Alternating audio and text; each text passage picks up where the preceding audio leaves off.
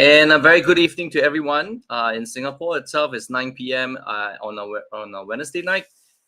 Every time on a Wednesday night at 9 p.m., you'll see DeFi Singapore coming together regularly. Hopefully, this can be a regular thing. Moving forward, we've been tied up with our projects and things like that.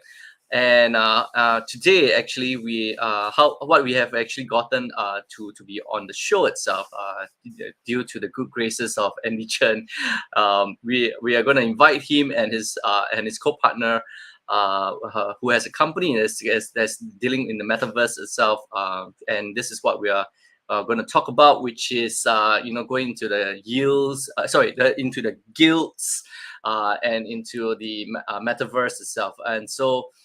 Without further ado, before we start, just a little bit of a disclaimer. Whatever is on the show is actually meant for educational purposes. We are just helping people to understand what goes on behind the scenes and in the industry itself, on the crypto side of things, right? So without further ado, I just want to invite my co-host, Adele Wong. Hi, Adele. Hi, Leslie. You wanna just give the viewers in terms of like what's happening and how do you manage to talk to Andie, and then before we invite them on the show. Yeah. So before we bring Andie and Adam on, just to our old viewers, we haven't been around for a while because Leslie and I have been, Leslie has been very, very busy in the space. And I am half busy in the space, half, doing stuff that my friend Andie is doing as well in the media industry. But if there's one thing I have learned in 2021, it's to always remember what Dunstan and Leslie taught me in the beginning. That is, crypto is very inclusive. And that's why we want to invite all of you to join us, to bring your friends on. And what happened is, Andie and I have known each other for a long time. And we caught up as friends, and he has been sharing that he's also looking in the crypto space, something that I realize, I think, around us, if we bother to look, there are friends and maybe even family who have been dabbling in the crypto space. We just haven't really been talking about it, or we don't know how to start talking about it. So I hope that DeFi is a community that can help to open conversations, help to bring more people to share very good knowledge.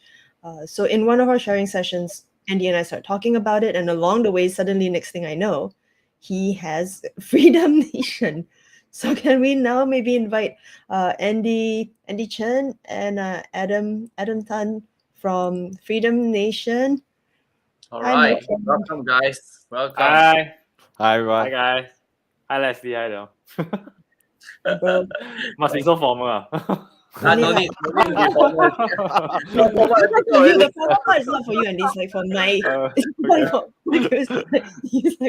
No, but actually, 这个真的是天时地利人和 change channel 嘞.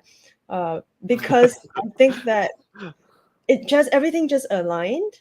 A lot of things in crypto, what I've observed, really does things kind of align. We also talk about moon charts, so I kind of believe in alignment now. And it so happened that, Andie, I remember you sharing with me that crypto space is so wide and we cannot learn everything. So you chose to focus in a sector that you are very passionate about. Yep. And just nice, like Leslie and my grand mentor Dunstan / Leslie's mentor said to Leslie to also focus on games.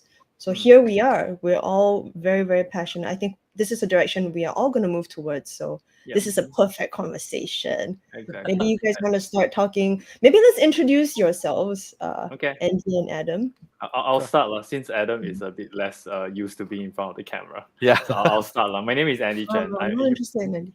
Adam. Shut up, Adele. Okay. So most people know me as an actor, producer, director, but I've been dabbling in crypto 2018, and I really went deep this year. And I mean, gaming, I've been a gamer all my life. That's like my second passion, but I've never spoke about it because like it sounds like a vice more than like something that's good, like useful, right? So that's why I didn't really talk about it, but it came in very handy this time round. And then we started Freedom Nation, and our long-term goal is to bridge people from the physical world into the metaverse. That's what we're trying to do, regardless of the instrument that we are using at any current point of time. Cool. Right. Yeah, Adam. And your Okay. background. Yes. How come? Okay, yeah, that's not me, right? I'm not controlling it. Right? No, it's No. me. Yeah. It's me. Oh, Okay, okay. I was okay. thinking like, wait, Yes, should You I guys wait? get. Yeah, you guys Yeah, get. we get a close up. Okay, cool. Cool. Cool. Okay, it's Okay, like watching myself talk, like very weird. I was like, Yeah. hey, wait, is Yeah. this how it works? Yeah. Okay. Yeah. So a little bit background about me. I've been a serial entrepreneur for the past like 15 years. I started back in my poly days. I started my own like online like a tuition agency, and then we moved on to events companies that I did, and then move on to like an online events platform that I created. So my specialty actually lies in a little bit more on like remote working management as well as skilling regionally. So from Singapore, Malaysia, and within the Southeast Asia region. So those are key things that I do. And when Andie came up with the Freedom Nation idea, I was like, oh, this is really, really quite interesting. And it fits right up my alley, right? Like, because when you have to do like Freedom Nation, it's like you are based in Singapore, he's based in Taiwan, and then the rest of the population is just across the globe, right? So you really need to have like this remote working kind of style, and that fits exactly into the metaverse itself. So I think that's my background, and that's why I'm here. Yeah, I think before we continue, I think like Adele said something pretty interesting just now. Like oh, how come like we are all in gaming, at the same time, even though we have different experiences and different length in the crypto space? I think like the answer is quite clear. It's because we all see the metaverse happening. Like that's clear as day for most people that is in crypto. But like how and when, I don't think anybody really knows. But I also think another thing that's pretty clear is that games are going to be the gateway into the metaverse. It's not people are going to go to the metaverse not to watch concert or stare at the sky or gamble in the casino, but they are going to dare to have fun. And games is the way that's going to happen. And I think that's why it's future, but not so far ahead that it's untouchable. And I think that's where a lot of us are actually meeting at this point of time. Yeah. We have to thank Steven Spielberg for it, isn't it? Exactly. He basically created the Bible for it. Man. Yeah. He's actually the one who actually was inspired back then 20 years ago when he thought of Ready Player One. Player One, do it because Yeah, there's no gaming stuff and no virtual computerized digital art that can be done. And only now then it's available. That technology is available. So. What a visionary he is. Yeah, right? what a visionary, really. Exactly. Yeah. Right. Cool. Adele, back to you, man. Yeah. I have a lot of questions about Freedom Nation, but before we even go there, let's very quickly continue this conversation about blockchain and blockchain gaming. I remember early this year, I was still, I think, whining to Dunstan and Leslie, like, I wish why can't games take on NFTs? And they're like, oh, for mainstream companies it might take a while. I'm like, if Pokemon were an NFT, it'll be great. Next thing I know, now it's moving at brick. I can't even keep up. Yeah, you can't keep up. Not even in just this little narrow space itself. You can't keep up. Yeah. Now I think Neopets wasn't. I would buy. I actually minted. You have? Andie bought some. I don't know. I mean, I lost money on it lah. I lost money because it's not doing that well. But you have a like, how can you say no to your childhood? You can't like take my money. Take my money. Good to know. See, you can sell it to me. I want a kachi though, only kachi. Yeah. Anyway, see, like this is how passionate we all are about games, and this is why I guess when we, incorporate blockchain and the crypto space into it, it's a perfect marriage. So maybe do you guys want to tell us a little bit more about Freedom Nation, and specifically, Andie, I wanted to hear your thoughts on why Freedom Nation, why that name. Okay, so why don't I leave the explaining of Freedom Nation to Adam? Adam, this time I'll let you do it. Okay, you want to do it? You heard it. I think you should do it. Times. I think you should do it. No, I think you should do it. Yeah. You have the spotlight. Yeah. Oh, okay. Go for it. I think Freedom Nation, in general, the idea behind it, it's Adam, Andie actually came to me with this idea that he thinks that it's the first time you can actually get freedom, like financial freedom, through gaming itself. Like never in the past for his life, he's always like, when he played games, it's like, hey, when I play games, it's like a vice, and people like, oh, you're wasting your time. It's not really 不务正业, in that sense. And when he saw this, when he started playing with Axie Infinity, and he saw that there's actually this opportunity to not just earn money from it, but also have a social impact. Because playing the game, you can actually make money, but when you are playing the game as a sponsor, you are actually helping more people who is in developing nation or in the poorer countries itself. So when we saw that, he believed that this is the first goal, why he thought that this is the freedom that he hopes to achieve for these people, right? And of course, at the same time, he actually wants to create not just financial freedom for the gamers, but also for the sponsors, right? And that's where we are. And with Freedom Nation itself, I think the whole goal behind it's how can we become the bridge between the people who are in the real world and actually into the metaverse. Like, how can we create this freedom for them, right? And that's the meaning behind like Freedom Nation itself. Yeah, Andie? okay, so I'm gonna rescue you lah. I'm putting. He's very tired. I'm putting him in the spotlight because I want him to like practice like talking more to the media. That's why. Anyway, Adam's my real brother. I know we have a different surname. It looks weird, but actually we are like blood brothers. Okay. Yeah.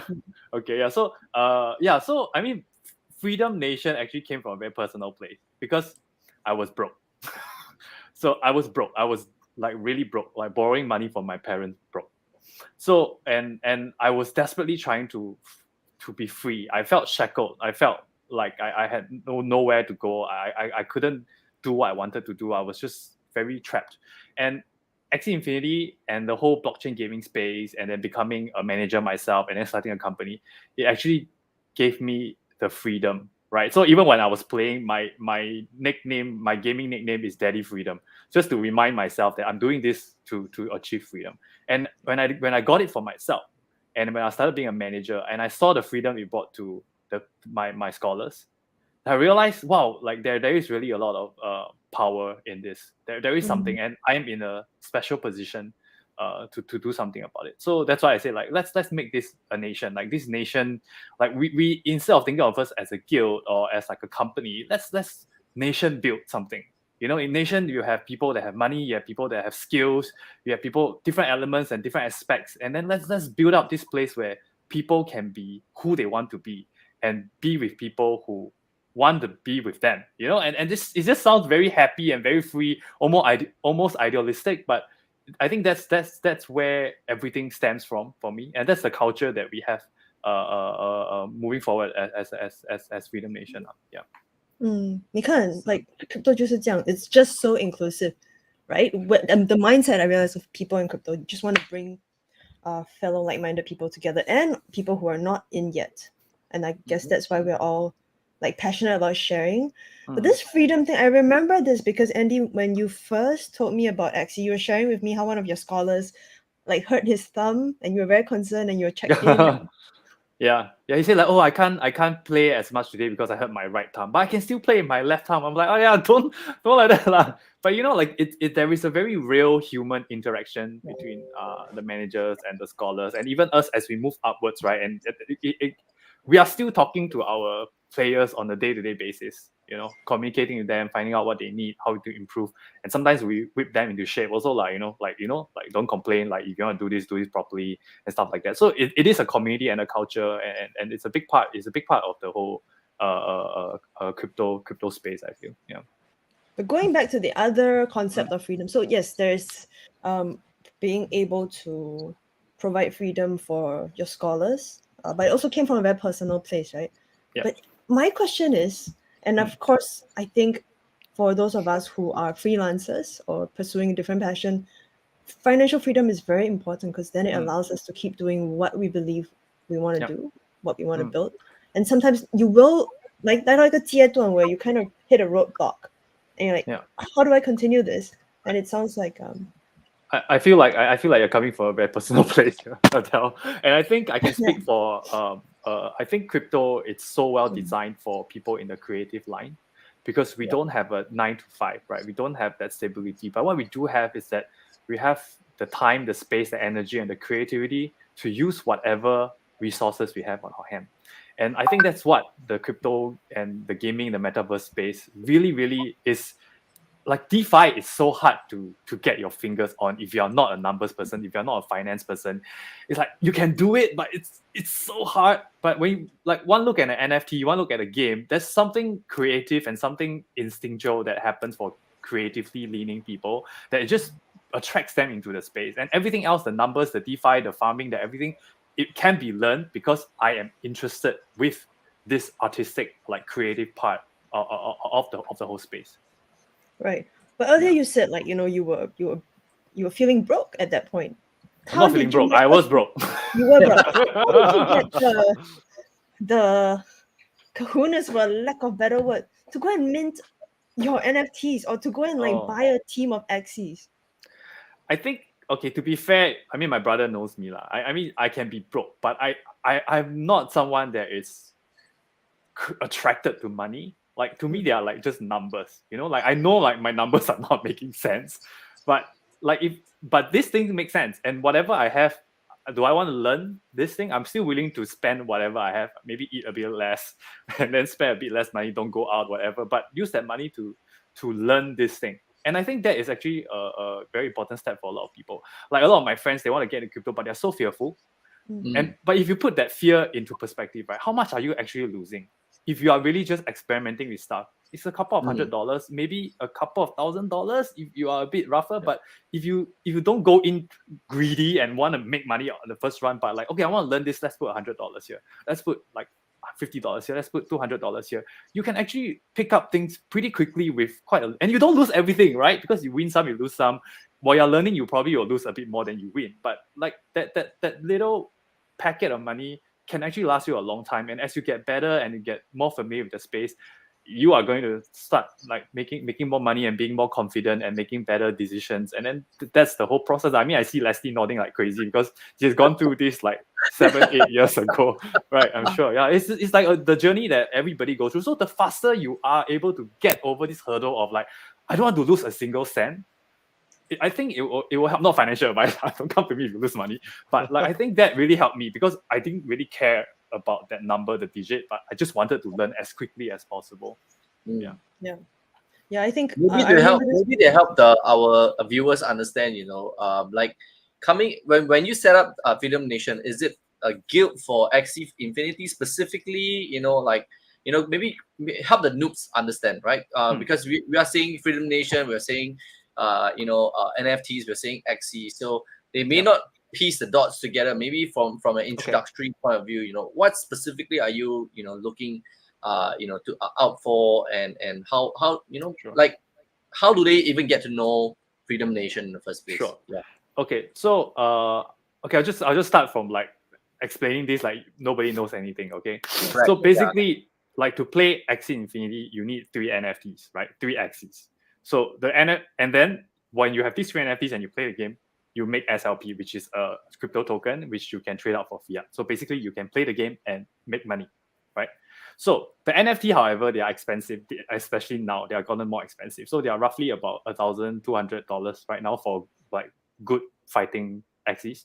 So not everybody has that kind of money to enter the game. So what happens is that you have guilds that purchase this NFTs and then they sort of rent it out to the scholars, and then when the scholars win the SLP, they split it, right? So that's the usual guild format, right? So what is different about us Freedom Nation is that we are a guild as well. We do have our own Axies as well, but we also do a sponsorship system whereby we actually help people that don't have the time and energy to play Axie. We use their funds and then we purchase on their behalf the NFTs, and then we help them train the scholars and we attach their NFTs to the scholars, and then whatever the winning is, we split it. So basically, we are giving them a very direct line into the scholarship economy, which is otherwise untouchable. Because even if you play Axie Infinity, you will know just playing the game itself, there's so many hurdles to go through, and even to play the game well, it takes a lot of time, a lot of energy, a lot of understanding. And then if you want to manage your own scholars, so that's another Pandora's box that you're going to open. This is just crazy amount of work that the vast majority of people will just not be able to. So they're cut off from the scholarship economy, which we all know it's a great economy. It's a very lucrative and relatively low risk and it's a great place to be. So we wanted to bring that, like I said, we wanted to bridge the metaverse to the everyday man, right? So we created this system and everything. So we just take away all the complexities. Freedom Nation is going to take all the complexities. You provide the fund, and then we help you manage your digital asset and your gamers. Yeah, that's basically what we are doing. Right now, okay. So Axie Infinity. Right now, we are looking at a couple of games. But Axie Infinity is by far the most mature and the most robust, and they have the best. They have the best team. They are very supportive of a scholarship system. So there are a lot of other games we are looking at and growing towards. But Axie Infinity is definitely the primary engine that we are looking at this point. Okay. Right. So then, Adam, like, were you already in crypto? Were you already in games when Andie spoke to you about, or did you? Who found Axie first, you or Andie? Andie definitely found Axie first, right? Because he's the gamer of the family, and of course, like he's like we always try to find games together, so that he basically find games so that all three brothers can play together. And then when he was telling us about Axie, he's like, ditch all the old games that we are playing. Because this game, when we play, we're gonna make some money, right? So this is like what he told me. I was like, okay, let's try see how it actually comes. So I mean, a huge part of our company's like early success, right? I mean, we have only been around for like 4 months, and yet we are growing like at lightning speed, right? So I think a lot of that I have to give credit to Adam, because that's where his expertise is. He's not a crypto expert, but he is a skilling and business building expert. So we are actually one. Sorry. Growth hacker. Yeah, growth hacker. Yeah, growth hacker. So he actually brought what I brought. I gave him an idea, and I gave him a simple system, and he basically took it and he gave it steroids, basically. And we actually took our time to create a very solid system. Like, so because now we are not just dealing with our own funds, right? We are actually dealing with sponsors, and there's a responsibility and a transparency that we need to give to them, and we want to do as well, and security that we need to give them as well. So we actually took our time to really craft this very, very communicative, very open, very transparent, and very stable system that we can scale on. And then we show it to our sponsors, and then our sponsors will be very comfortable and very happy. So a lot of our sponsors actually come in at a certain amount, and then they top up after that, because they feel they can see what we are working on and how we work as a company. Yeah, I've seen your deck. It's good. Oh, thank you. Andie, sorry, there was a bit of a boo-boo. The website that was shown was the wrong website. Could you send your actual real website? Yes, our website is freedomnation.io. I actually typed it in the chat. So, okay. But I don't know how to make it a link. So freedomnation.io. Yeah, okay, got it. Yeah. So guys, please don't go to the wrong one. That's how scams work. Exactly. Please don't. Yeah. Oh my gosh, this is a live example, guys. Sorry, man. Yeah. So the actual real one. This is I'm going to just type it quickly for everyone to see the real website. This is how scams work, man. Seriously, man. You really have to be very careful. It's so scary. It's so scary. Yes, exactly. So scary. Yeah. And you don't think you are smart. No one is smarter than scammers. Exactly, man. Yeah, so this is the real one. freedomnation.io. Is this correct? That's right. Can I verify this? That's right. That's the one. Great. Yeah, so I'm just gonna leave this up for a while. Okay. Awesome. Continue, guys. Yeah. Yeah, no, I think I'm very happy for you guys, because I remember you being in. We were having like these conversations when you were in Taiwan before you even started Freedom Nation, right? Yeah. And then and then after that, in between, after you launched it, we spoke as well. You said you were not ready to go public. Yeah. So what was the push? What made you? Everybody saw that newspaper interview that you gave. What were the criteria you felt you had to meet before you could come out and talk about it? Like I mentioned earlier, like to me, it was very important that we got all our systems ready. We got our security in space. We got our reporting in space. Because once we put it out there, it's not in beta anymore. It is public facing, right? And in a way, I'm putting my reputation on the line. Yeah. Because oh, it's Andie's company, if anything goes wrong, it's Andie's company. I always make sure that we tell our sponsors, like, you have to come in eyes wide open. This is crypto, there's risk, and don't come to me if you lose money, but I'll show you all the due diligence. Like, we come in, we are almost trying to dissuade them to do it. It's almost like that. Like, we give them all the information and give them all the due diligence, and we show that to them, and we tell them that. But people who see it, they understand it, and it's almost like we don't have to do much. People with a vision, they see the value of this instrument, and they are very happy to come on board. Yeah, he's like the antithesis of FOMO. And like Leslie, when he was talking to me about it, he ends the conversation with, "But it could all go to zero." Yeah, everything could all go to zero. Oh. Yeah. That's always the case, man. Yeah, seriously. Yeah. I mean, being through the cycles is enough to tell you, like, yes, it's enough, that projects can fail. And especially now, the gaming companies is so hot. We are, there are so many companies that want to do certain things. I have to say though, it's really interesting because when CryptoKitties first appeared, no one could understand the usage of it, right? No one could put a business model to it. Right, it's just NFTs, like what you just mentioned. I buy it for Neopet. This is in my childhood game. That's about it. There was no inclination, or there was nothing tying the game to the crypto and the financial aspect of it, right? The value the value system that comes with it, like what Andie you mentioned. So it's only recently that people started to see this and the advent of Axie Infinity. They are like, obviously they are like the grandfather of all, right? So of all gaming companies, we are using them to understand certain things, and then we had Avakochi that happened after that, Exactly.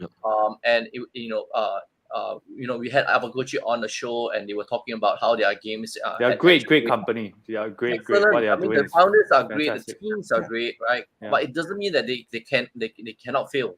Right, so of course, exactly. That's the point. Exactly, right? People don't understand. So that's great advice from coming from Andie himself. With on Freedom Nation, what they do. Thank you for that explanation. I think it helps people to understand. Like, okay, this is how it goes. So if someone wants to come in and say, hey, Andie, I want to give it a shot, right? For example, like, how, what are the ways to get involved in the scene, right? So how just help the noob on the ground to understand how this works, basically how your journey, when you're going through it, you're trying to discover. Maybe you can actually share some some insight tips to this. You mean my personal journey of learning about crypto? And then how Freedom Nation helps on that as well. So so why don't we start with the Freedom Nation? But Adam, do you want to like roughly tell them about our sponsorship? Sure, definitely. Right. I think with like Freedom Nation itself, the first step is basically to educate you, like to the people who are new to this. Actually, we have received quite a lot of interest after the article came out. We have people coming onto our website and then signing up, say that, hey, I'm interested in whatever Andie is talking about. But like, going to the website and signing up, that's the first step. Okay, if you are interested, just go to the website, click on the sponsor tab, and then we'll get in touch and we'll guide you from there. Okay, cool. Continue. Yeah, definitely. So from there itself, right, we will actually arrange. There's actually like an interest form. We kind of want to find out a little bit more. Do you understand crypto? Do you understand what is gaming? What is the e-game sponsors? Because actually, this idea behind sponsorship is very, very much like a e-game sponsor, where you sponsor maybe a Dota team, LL team, and then if they win, they have to split the sharing their winnings with you because you are the sponsor, right? That idea came from there. So that was some of the thinkings that whenever you come onto our platform, or rather the website, we actually have to share that with you. So we kind of educate you a little bit more about that. We also tell you what is NFT, what is the explanation of it, how does it work. If you have no understanding of crypto, we basically share with you, like, how does Rolling Wallet, what are some of the things like MetaMask, Rolling Wallet that you actually need in order to start playing this game and becoming a sponsor, right? It's not just like, I don't know anything at all. Can I just start? The answer is yes with us, because we actually have a specialized team that will guide you through every single step of the way, right? It's not like we just throw you and like, we are just going to transfer you SLP. Then they're going to ask me like, wait, transfer me what? right? So that's kind of like the Love question potion? that we usually get. Yeah. Love potion. Am I You playing mean like Pokemon some Go? games? What am I getting this for? So I think we had to go through like this journey, basically a quick like 15 minutes. And because we know that most people don't really understand this, we actually created this like a teaser deck.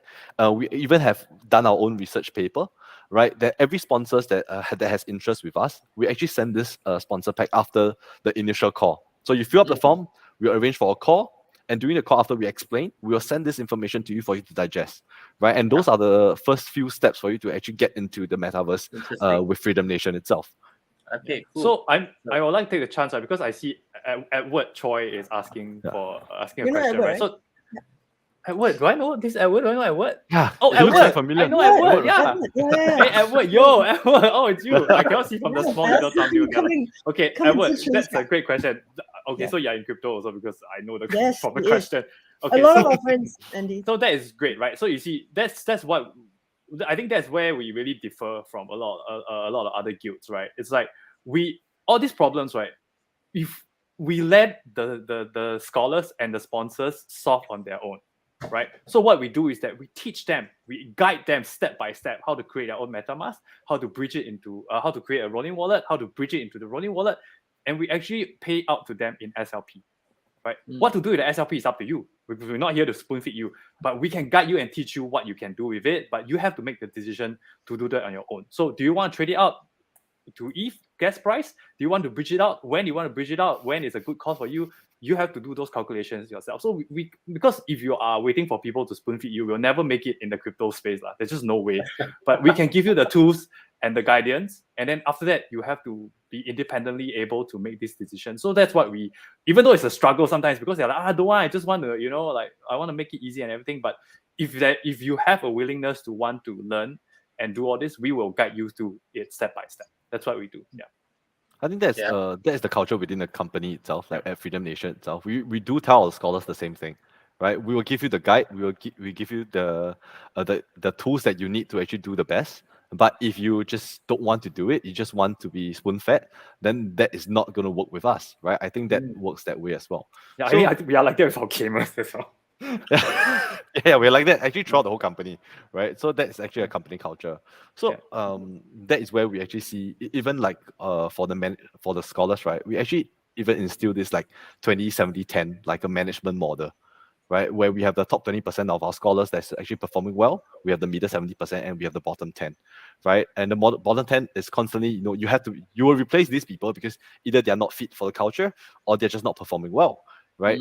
And that is actually the model that we actually do to ensure that we actually bring the best rewards for both our for those scholars who actually wants to perform, and as well as to be accountable for the sponsors that's actually joining our company. Very nice. So I think I need to add on to that, right? So like that bottom 10% is not like oh, you cannot make it, then we just throw you away, right? So when the scholars this is the comment that you got. yeah, a bit savage. But I mean our company call it very simple. We want to help people that want to help themselves.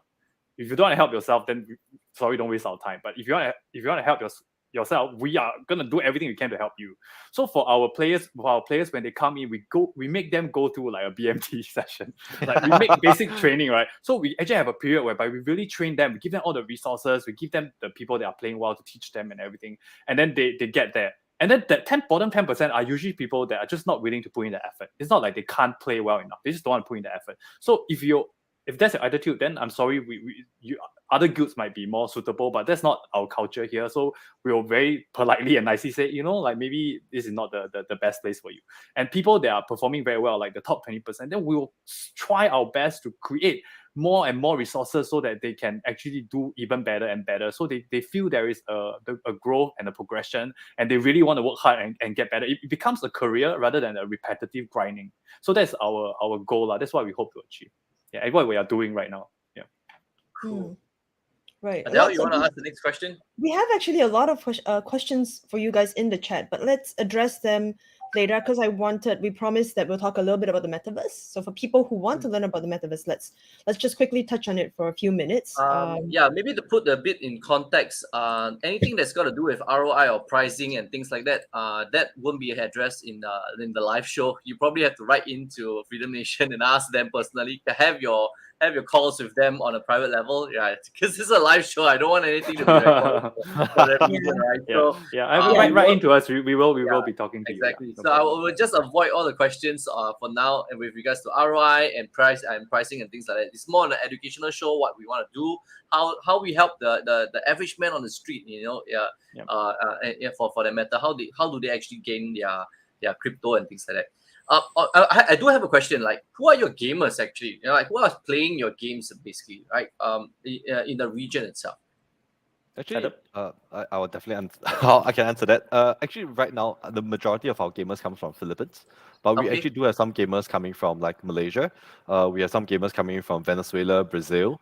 Wow. Yeah. So actually, you realize that as much as there's a majority of gamers in Philippines itself, but there are actually gamers from all across the world that's actually very interested in XC. And whenever we actually do our recruitment drive, they will actually write in, and then we will actually vet them to see whether are they suitable or not. Very nice. Very nice. Yep. Yeah. I think that's why, Andie, I can see you. If you are helping the world, it's Freedom Nation is such a nice name, man, in the first place, man. Yeah. Hopefully we can have a positive impact. Yeah, we are trying to align everybody's interest, which is not an easy task. But that's what we are trying to do. Yeah. I think that's one of the ethos of crypto as well, right? Freedom is one of it. When we decentralize, that means we have to take more responsibilities for ourselves as well. But you know, it's what I'm also learning to do. Adele had to learn this the hard way. The decentralization, just like, how do I do this? Where do I get the support and help from? So I've been doing this with these guys for a while now, but I'm still like helps a lot. I think definitely having a community, it's what helps a lot. I think even in our scholars community, you can actually see this getting stronger and stronger once you have a community and you have the right culture. You have our knights, which are the top 20%. They are almost sharing every day on some tips and tricks to make everyone better. And then one thing I really like about our community is that they will actually, some of them who realized that they are staying in the same area, they actually got together and then they took a photo of them, couple of them hanging out, just play XC together, right? And they send it in the group chat. Or like someone when they got their rewards, they actually send that, I got a new phone, right? Things like this within the community actually is very, very, very motivational. It makes it more fun. It makes it make it more fun. A collective experience. So on that note itself, we have a question like, is it possible for casual players to thrive in gaming space? Like, you want to give it a shot to answer this question, guys? I would love to answer that question, right? So honestly speaking, this space is developing in many, many different ways. Like, now it's being called GameFi, which I don't really like that name because GameFi is like almost like a DeFi. They're putting it as a DeFi product. So to me, the game is much more, I wouldn't say much more important, but it's the primary goal to have a good, fun game. And then the finance come in a secondary part. So the question is, can you make it as a casual gamer? You can absolutely make it as a casual gamer. But you don't expect to make your investment back in like maybe a month or two, because that will take a lot of effort, a lot of expertise and everything. So, but in the long run, you're playing a game, you are holding on to your axes, which will likely appreciate in value. Then I mean, it's a game.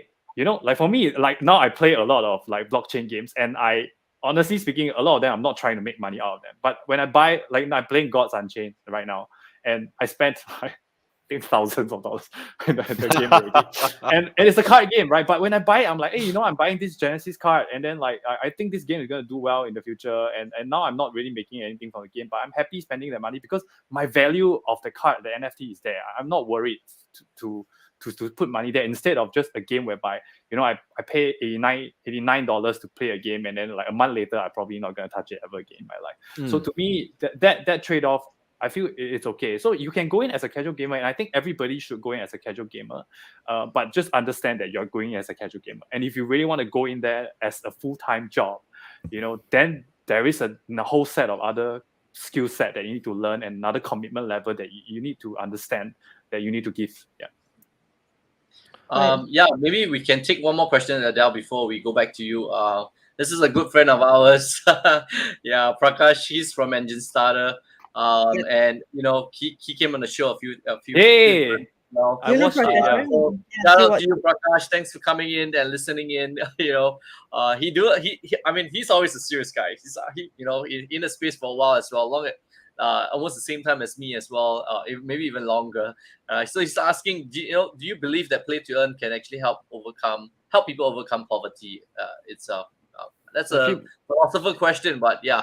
That's actually Prakash alignment. It's a question that I wanted to ask Andie as well, but my angle was more, I know he has a lot of stories to share, so at the same time you can I know answer. you I look think- like you wanted to answer that. Yeah, when I saw the question, I wanted to answer it. Right, I was hoping like Leslie would actually bring it up. Both of you answer this question. Yeah.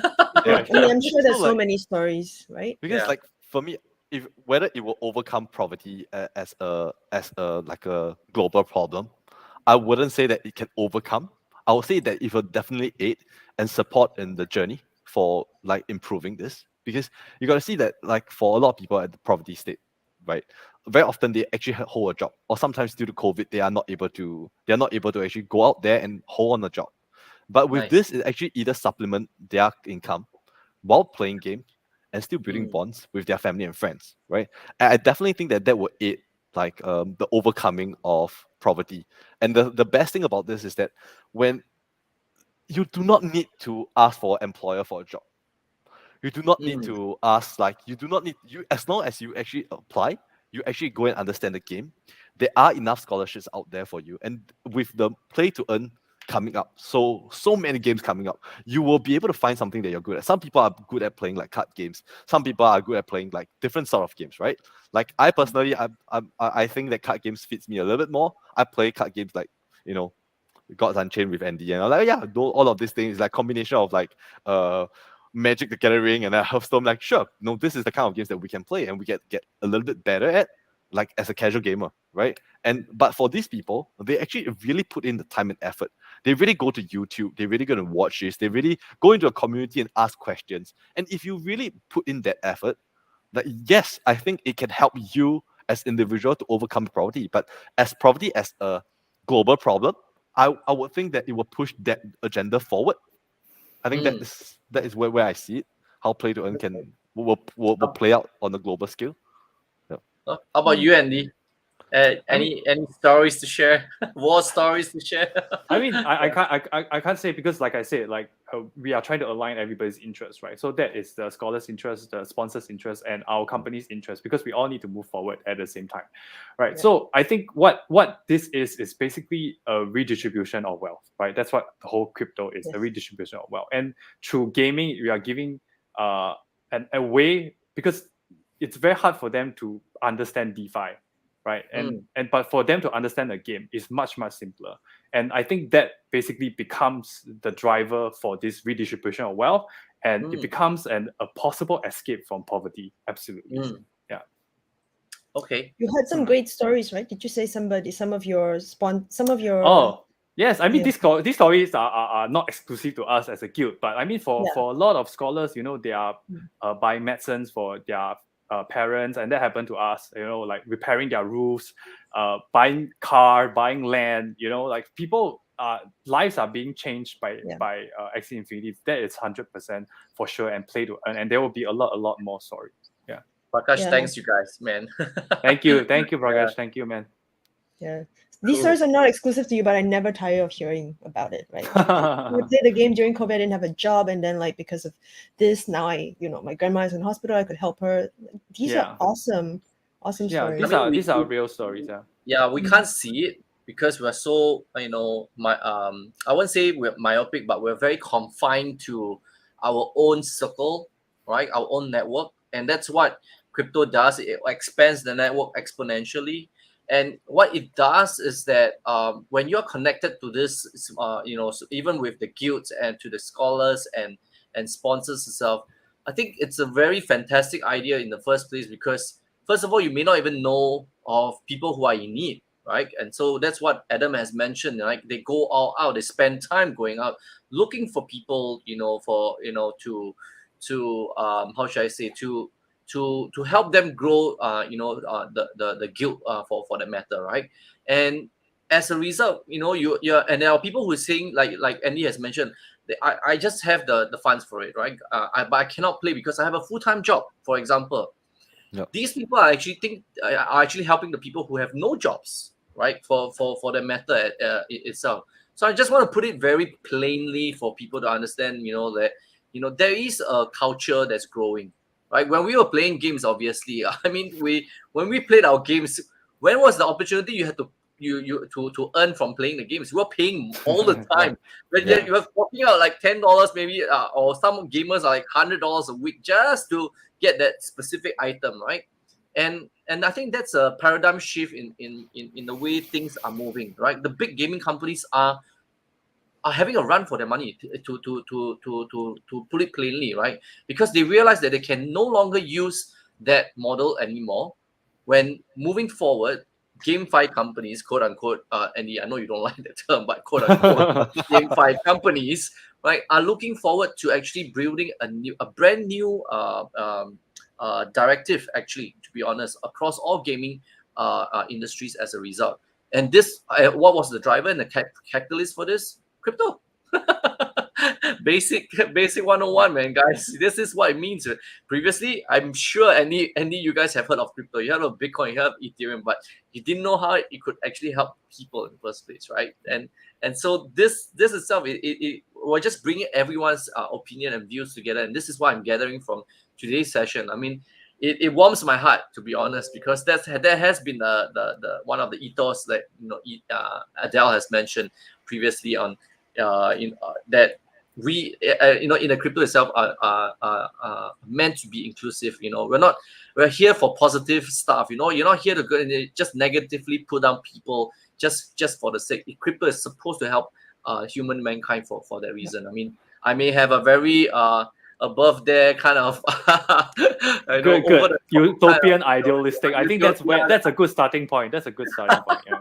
Yeah, my mentor always says, stop going up there, just come down, because you're not in reality, you're not there, we're not there. So yeah, but I guess when we have been touched, right, by that kindness of a stranger who sponsored you for 3 XE, that to me goes above and beyond crypto itself. You don't even it's not even fiat that's actually doing it, it's crypto that's doing it, right? Because it's SLP that they are getting. Not cash. I mean, we have to also give a lot of credits to the scholars and the players, because a lot of people, their impression of the play to earn game is that, you just go in and click a few buttons and play some games and you do it. It's actually not an easy task. Yeah. It's a 3 to 6 hour per day, every day event. Grinding. And it's grinding, and it's the great players, right, that really make it. So I mean, that's also part of our ethos. We take the resources and we give it to the people that are working the hardest, so that they can get rewarded for their hard work and instead of like everybody just have the same thing. So I think that is a very, I have to give credit to. I mean, I play Axie Infinity as well, and I think I'm a pretty not bad lah. I'm not a bad player lah, but I look at my scores, I'm like, wow, some of you guys are really awesome. The amount of the skill level that they have, it's just very impressive. It just shows how much effort they put in to really understand the game. No, Adele, I wanted to talk to him also about the Metaverse. Okay, 快点 Metaverse. Metaverse. Oh, yes. 元宇宙. Yeah, talk about 元宇宙. What do you like about it? And I think also, I mean, earlier Leslie said crypto is the driving force behind. Definitely. I think also the Metaverse is allowing crazy, unthinkable things to happen in the gaming space as well. But yes, back to you guys, Andie and Adam.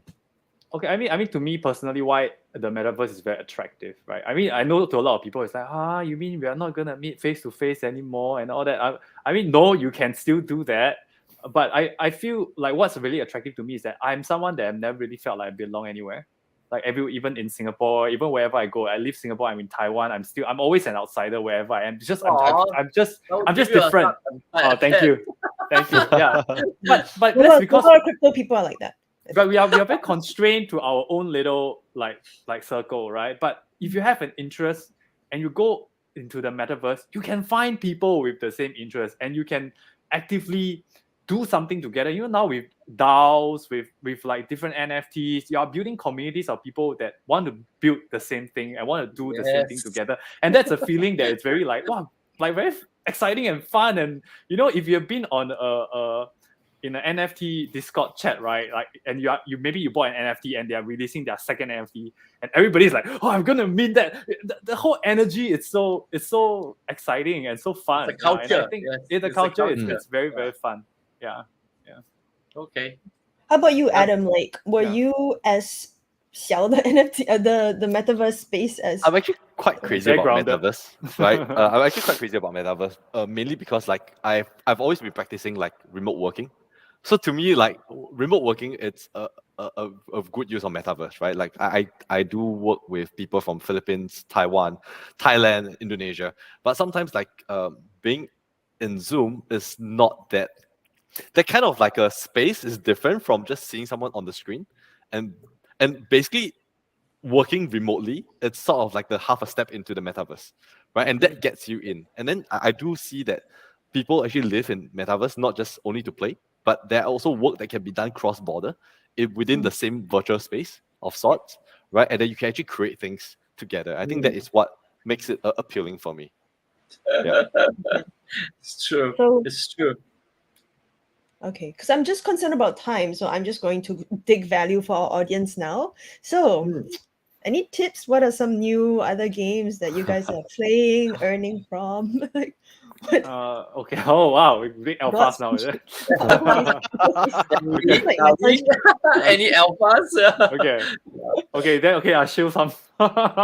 Okay, not financial advice. Not financial. Never Just financial friends. advice. Just friends sharing. Okay. So Yes. ex-Mediacorp is stable, relatively stable, and it's a great game. If you are interested again into blockchain gaming, I definitely think you should try. A lot of our sponsors, we just tell them, why don't you just go and try it yourself first? That's a great way. But is it too high now? Like for me, I'm just angry because they told me about it a year ago and I didn't get in. So like, XC was less than It's $300. Yeah, but Yeah. actually, it's actually at a pretty low price now. Yeah, Really? it's considered low price. Yes, because in a couple months back in June, they were almost twice the price they are now. So actually, now's not a bad time to get in, I would say. For Axie Infinity, now's a good time to get in. You will probably be financially okay. Not financial advice again. Do that. There is I think one gaming company that I'm looking very carefully at is Gala Games. I really like the games that they are playing. Townstar is really play to earn and very very fun. We're looking very closely at that. There is this other game that you can play right now. It's called Hero Empire on Binance Smart Chain. It is an auto battler game, and it is relatively new, but the game is fun and it has the signs. I mean, not financial advice again, but it's fun. I mean, I'm playing it because it's fun. I'm playing it because it's Heroes, fun. Heroes Then Empire. I need to show something which is Dream Quest. Dream Quest looks super exciting. Okay, there's no game. There is no gameplay. There's no gameplay yet. Okay, but I followed Dream Quest right from the start, right? You know, right, Leslie, right from the very beginning, right?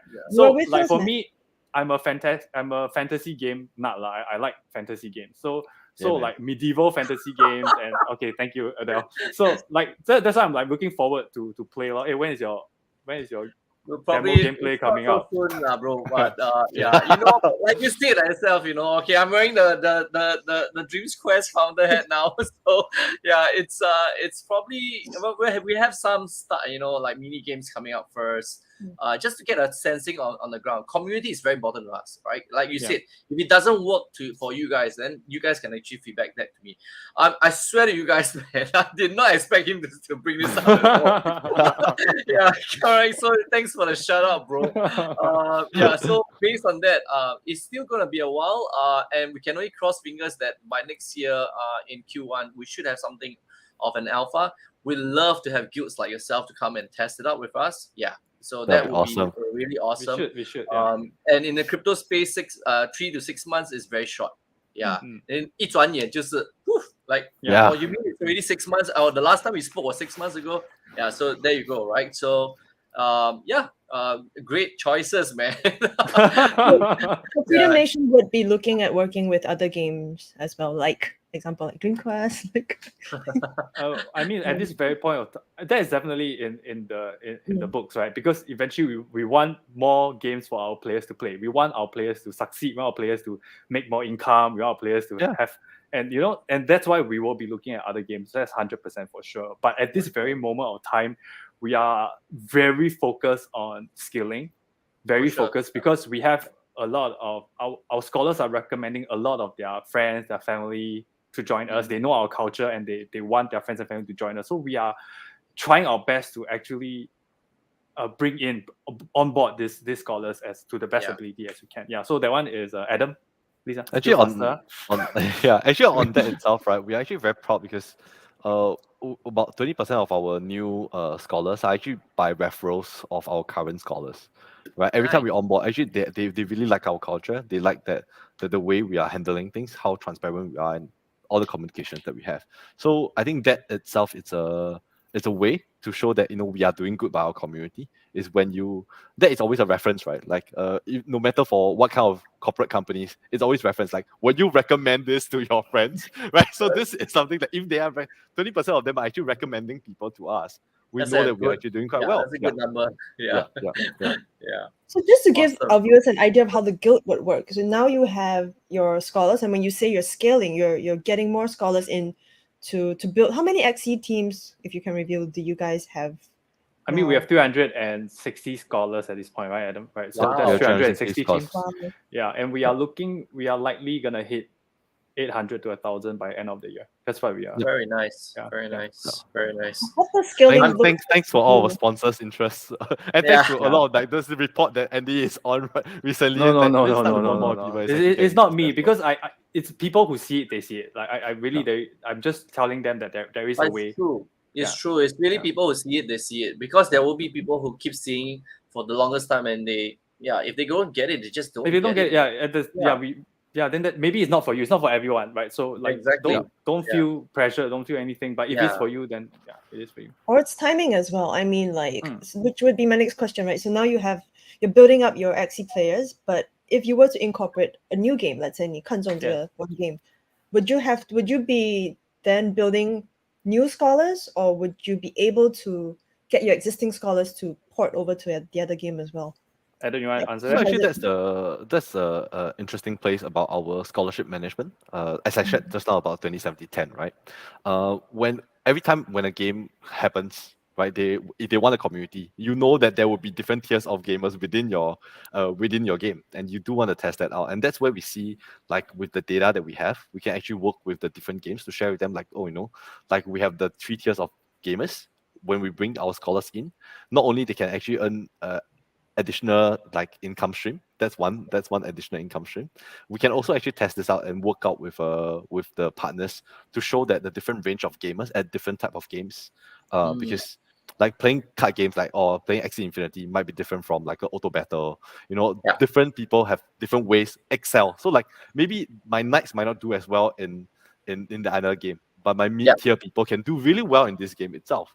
Right, so we will definitely be bringing our community of scholars into the different games so that they can actually explore and find something that fits them even better.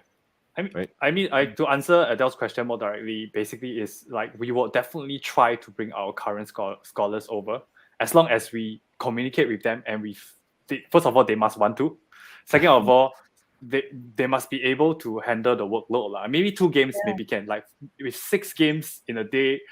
I don't know, then it will. So we have to make that balance, but we will want to take care of the scholars that we have first, right? So if they can, we want to upskill them because we want to reward loyalty and meritocracy, right? So people that are playing well, they are working hard. We want to make them succeed and like get the most returns. That is what our goal is, But as we skill, we'll be getting new scholars, and maybe for other games, some players might not like it or whatever. There will be this is a story unfolding.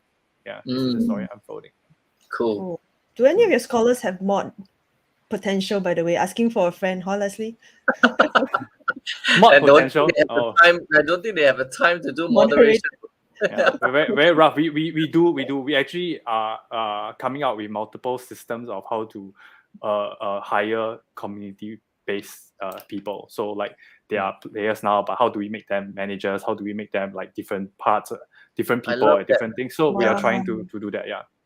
It's a Wow. brand new industry, man. Yeah. Bro, and I can see It that is, you it guys is. are really pioneers in the game. Yeah. In this I didn't whole know you new. had so much covered. I was asking No, we for are fun. we are starting the I mean we are really standing on the shoulders of people of like the giants as well. Like YGG has been in this for a long Yes. time. You know, Mary Circle has been in this for a long time. And we are doing things slightly differently, but we are also standing on their shoulders. We're standing on the shoulders of Axie Infinity. We're standing on the shoulders of all the different games that are coming in. And I hope we can become shoulders for the newer games to come in and the newer games to come in. Then like the more the better, the merrier, the more exciting the space is like, and it will be the people with the best intentions and the people with the best capacity that will thrive and survive in the long run. And we want to give it a shot. That's all. Yeah. Right. Yep. Okay. I don't want to run over time, although I feel like there's still a lot that we would love to chat with you. So Adam and Andie, I would love to have you guys back here. Maybe in a few months. I'm sure. Yeah, let's do a catch up, man. Yeah, let's do it. Let's do it. Where Let's you do guys it. are at, your scholars, whether you have new games, new plans. I'm sure in the crypto space. The next time we meet them, there's 1,000 teams under their belt, man. So I hope so. I hope so. That's what we are working towards. Yeah, more than one game, hopefully. Yeah. So to our viewers, guys, I think what's more important is that if you have any inquiries you guys want to know, let me just show the actual real Website. man, I don't believe I got scammed halfway through the thing. So like, we didn't get through all the questions today, So, but I hope people have an idea of like how gaming guilds will work, how play to earn works, and So go over to their website and just inquire over that with the questions that you have. I think that's good.